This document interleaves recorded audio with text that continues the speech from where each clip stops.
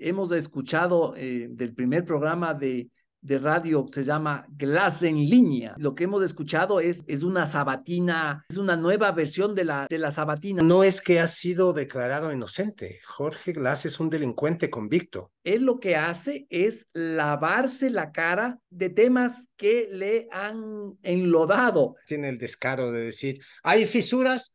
Pues arréglenlas. Eso dice Jorge Glass. Esto es Politizados. Una tertulia de Diario Expreso sobre actualidad y política. Yo soy Martín Pallares. Yo soy Roberto Aguilar y arrancamos ahora. Sonorama ha decidido entregarle a Jorge Glass un espacio para un programa radial todos los días de 6 a 7 de la noche. La noticia ha causado, como es obvio, mucha conmoción y mucha polémica.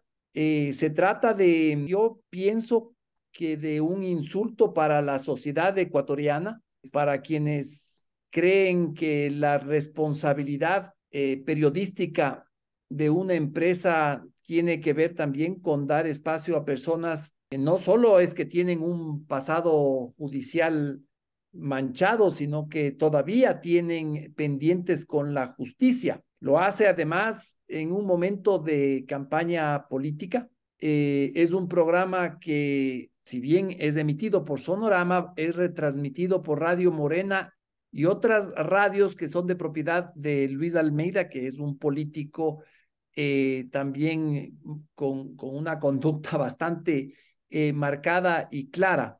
Eh, yo creo que se trata de un desafío a la dignidad del país. Me parece que Sonorama no cumple con los estándares mínimos de responsabilidad cívica y le entrega este espacio al señor Jorge Glass. No sé, Roberto, ¿cómo viste esta noticia? Es penoso, ¿no? No solo que Jorge Glass tiene o sea, no es que Jorge Glass tenga un pasado judicial, es que tiene un presente judicial.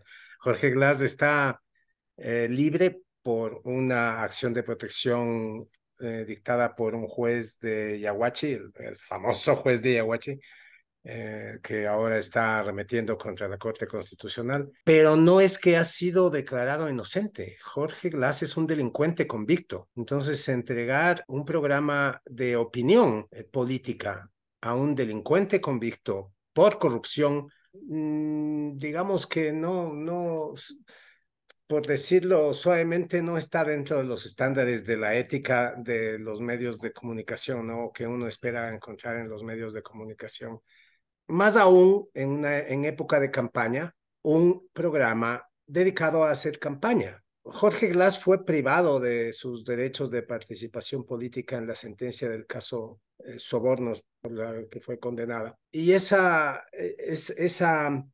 privación de derechos de participación política fue suspendida por este juez de Aguachi, que le devolvió esos derechos un poco atropellando abiertamente la Constitución. Entonces, más allá de que se le haya abierto una ventana legal para que él pueda hacer campaña, es evidente que que su participación política es un atropello a la Constitución. Estamos hablando de un señor que ni siquiera ha pagado la plata que nos debe, ¿no? Porque no solo fue condenado a cárcel, sino a... Que tenía que pagar el daño que hizo al país. Sí, ahora digamos que se le ha abierto esta ventana porque hay una acción de protección que le favorece, pero que es evidentemente una acción de protección que atropella la Constitución. Y ahí está. Él dirá y dice desde de principio a fin de su programa, él dice que este no es un programa político, sino un programa para tratar a fondo los grandes temas nacionales, pero básicamente es un programa de opinión política en el cual él echa la culpa de todos los males de la nación al neoliberalismo de los últimos dos gobiernos, establece que su gobierno dejó el país arreglado y en marcha, y además hace una crítica bastante burlona las propuestas de campaña de uno de los candidatos, Daniel Noboa. Todo el programa, los 60 minutos que dura, se pasa burlando de las propuestas de campaña de Noboa. En este caso, en el caso que hemos visto nosotros, que es la primera entrega, la que se transmitió el día lunes, fue sobre el sector eléctrico. El candidato Noboa tiene varias propuestas sobre el sector eléctrico y sin mayores razones, digamos, sin mayores argumentos, Jorge Glass se pasó burlando de esas propuestas. Sí, creo que es clarísimo que se trata de un programa que cabe absolutamente en la línea de la campaña electoral, ¿no es cierto? Porque si tú le escuchas, tú ya señalaste, Roberto, tú dijiste que se burla de Daniel Noboa, pero incluso en un momento él sale a defender a Luisa González de una respuesta que le da Daniel Noboa en el debate y dice Sí. básicamente que es un ignorante. Eh, Además, este programa, lo que si uno le escucha y ya vamos a entrar más en el contenido, en la primera emisión que fue el día lunes, él lo que hace es lavarse la cara con de temas que le han enlodado. Habla del caso, por ejemplo, están hablando sobre el tema del sector eléctrico con un exfuncionario del correísmo. Tú vas a entrar en detalle con esto, pero él habla sobre este tema y, por ejemplo, dice que si va a haber déficit de electricidad es por culpa de que se interrumpió la construcción del Toachi Pilatón, porque no arreglan la Coca-Cola Sinclair. Problemas que se originaron precisamente porque fue durante su gobierno, durante su gestión, que se produjeron estos problemas. Entonces, uno escucha este programa y lo que es un lavado de cara del señor Jorge Glass. Sí, en este primer programa se invitó a Miguel Calahorrano. Miguel Calahorrano fue el gurú eléctrico del gobierno del hoy expresidente prófugo Rafael Correa. Fue además embajador en España, fue primero, y fue ministro de Energía. Estuvo a cargo del sector eléctrico. Es una persona que en enero del 2021 decía que la hidroeléctrica Coca-Cola Sinclair está más operativa que nunca. Esas son sus palabras literales. En octubre del año 22 decía que ni loco había que recibir esa obra con todas las fallas que tiene demasiadas fisuras, que tiene demasiados problemas estructurales, que no había que recibir esa obra que un año antes dijo que estaba más operativa que nunca. Y ahora se presenta con Jorge Glass, asintiendo gustoso y entusiasta cuando Jorge Glass tiene el descaro de decir, ¿hay fisuras? Pues arréglenlas. Eso dice Jorge Glass en su programa, que si Coca-Cola Sinclair tiene fisuras, pues que las arreglen, sin reparar en el hecho de que las fisuras han estado ahí, primero desde su gobierno, fueron detectadas el día de la inauguración. Ya sabía Rafael Correa que eso tenía fisuras, fueron detectadas antes de la inauguración. Tuvieron todos los informes sobre lo complejo que es arreglar esas fisuras. Son fisuras que afectan a todo el revestimiento de hormigón de estas cámaras gigantescas. Eso cuesta un billete gigantesco para Sí, que ahora el señor Glass venga a decir que se las arregle. Eso es fácil. ¿Vos alguna vez hiciste algún reportaje sobre un informe de Contraloría, me parece, sobre este tema? sí, es que lo del Coca-Cola es un tema demasiado gordo como para despacharlo en ¿por qué no arreglan? O Sí, sea, son, te voy a decir exactamente, son 7.648 fisuras. Eso está dentro de un comité de arbitraje porque ni siquiera los constructores chinos pueden arreglar. Ya las arreglaron, intentaron de arreglarlas, no funcionó. Se contrató a una empresa alemana que es la que está tratando de hacer y parece que tampoco puede y lo que están pensando es en recubrir a estos cilindros de las turbinas, ¿no es cierto?, en un acero de mejor calidad para ver si aguanta, pero ese es un tema brutal. El fallecido Fernando Villavicencio calculaba que reparar esas fisuras costaba 1.010 millones de dólares, una bestialidad. Además, y yo escribí sobre esto porque Contraloría detectó las fallas de Coca-Codo, de las que no habla el señor Glass y no habla el señor Calahorrano.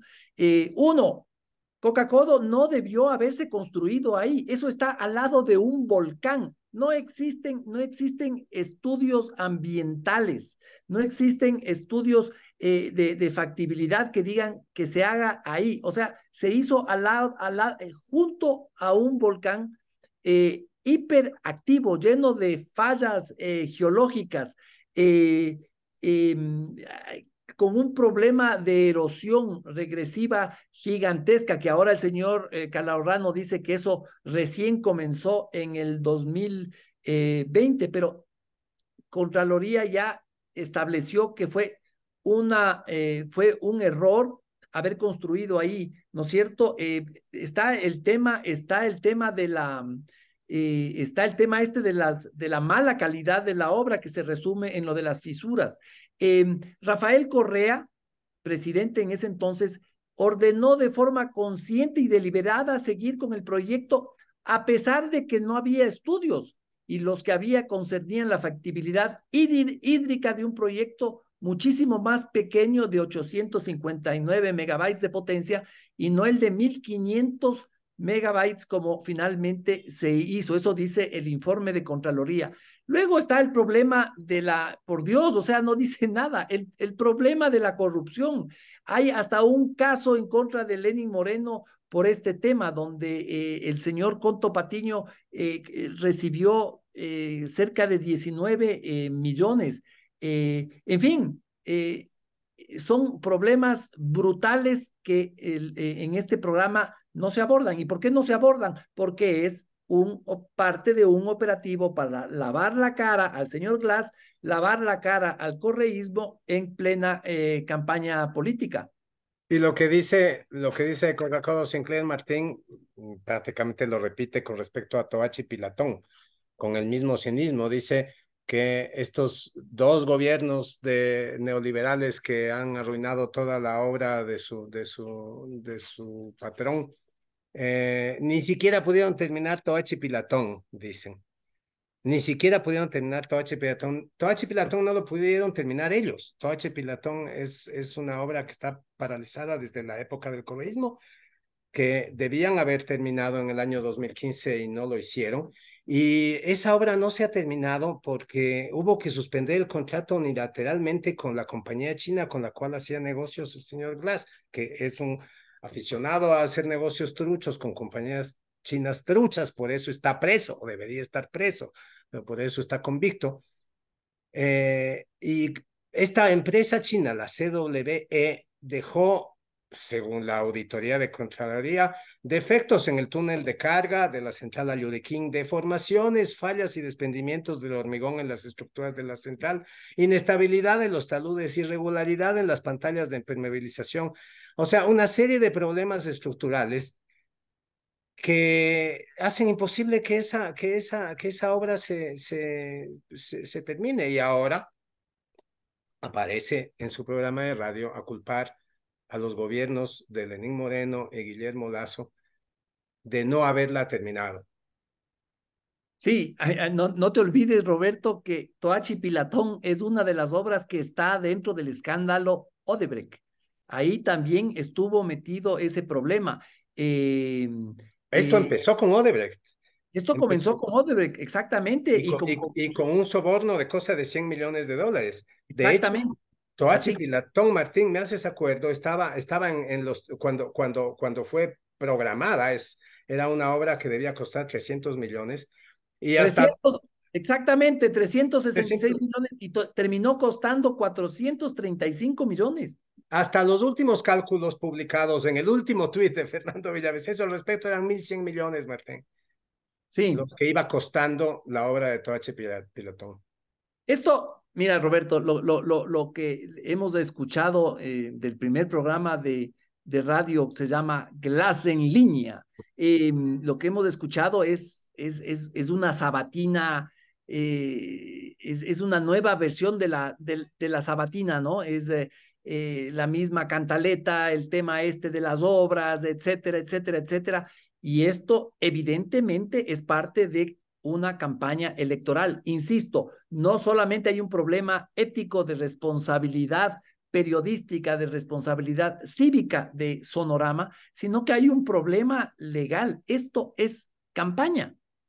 Sí, debería intervenir el CNE, pero claro, hemos oído a doña Diana Tamaín, ella cuando ella solo ejerce el control, lo dijo en una entrevista en televisión, solo ejerce el control de la publicidad que ella autorizó. Cuando ella no ha autorizado propaganda, no la controla. Eso es lo que dijo. Y con respecto a la sabatina que vos mencionas, no solo que parece una sabatina, sino que el mismo Glass está consciente de la analogía y el mismo Glass dijo en algún momento de su programa de lunes, dijo, perdónenme si esto empieza a parecer sabatina. Obviamente que empezaba a parecer sabatina, una sabatina de principio a fin, porque en realidad la estrategia propagandística evidente es hacer un tratamiento sabatino de shock mientras dure la campaña. O sea, estamos recibiendo una sabatina diaria a cargo de Jorge Glass mientras dure la campaña. Y esto, como dice, sí, es ilegal. Él puede decir que no es un programa político, pero la muletilla que repite a cada momento a lo largo del programa es, yo sé que no debería hablar de política, pero, no quisiera hablar de política, pero, me estoy No metiendo quiero, en temas. no quiero mencionar que estuve en la cárcel, pero Sí, claro, sí, también. No quiero hacer un tema de esto, pero estuve 7 años en Canadá. O sea, bueno, es de un cinismo galopante. bueno, para nuestra audiencia, simplemente contarles que precisamente de la pluma de mi compañero Roberto Aguilar, hoy hay una nota la versión del diario, ¿no es cierto? En la versión digital y en la versión impresa. Les invito a leer, van a ver que hay muchos más detalles que en este podcast sobre el tema.